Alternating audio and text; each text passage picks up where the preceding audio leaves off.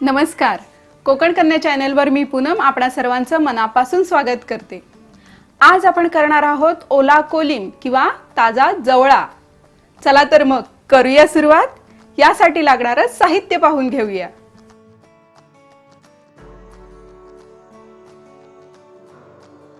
एका पातेलीत आपण आता 4 चमचे तेल गरम करणार आहोत.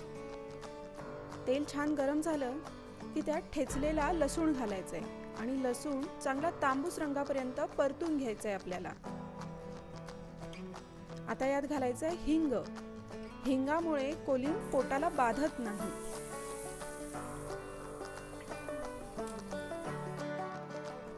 आता यात बारीक चिरलेला कांदा घालायचा आहे आणि कांदा चांगला परतून घ्यायचा आहे आपल्याला.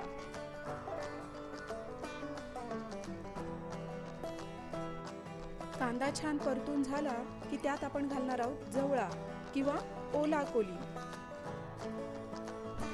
ओला कोलीम घालून 1 मिनिट छान परतून घ्यायचंय. यात घालायचे आपल्याला पाव चमचा हळद, 4 चमचे तिखट, 4-5 आमसूल आणि अर्धा चमचा गरम मसाला आणि चवीनुसार मीठ घालून हे छान एकत्र करून घ्यायचे आपल्याला. म्हणजे मसाला ओल्या कोलंबाला लावून घ्यायचा आहे.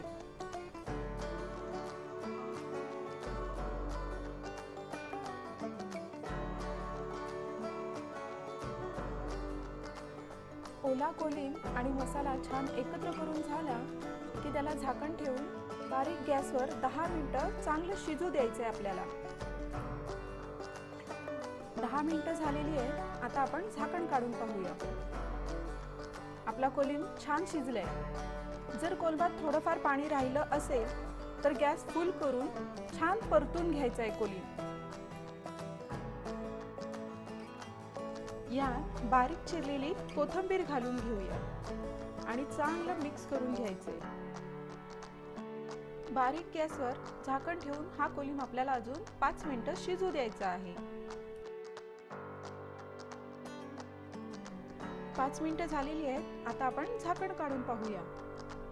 आपला कोलीम आता तयार आहे.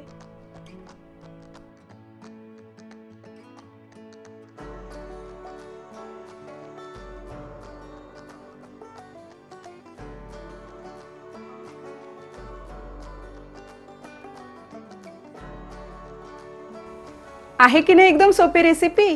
ही रेसिपी तुम्हाला कशी वाटली मला कमेंट करून नक्की सांगा. धन्यवाद.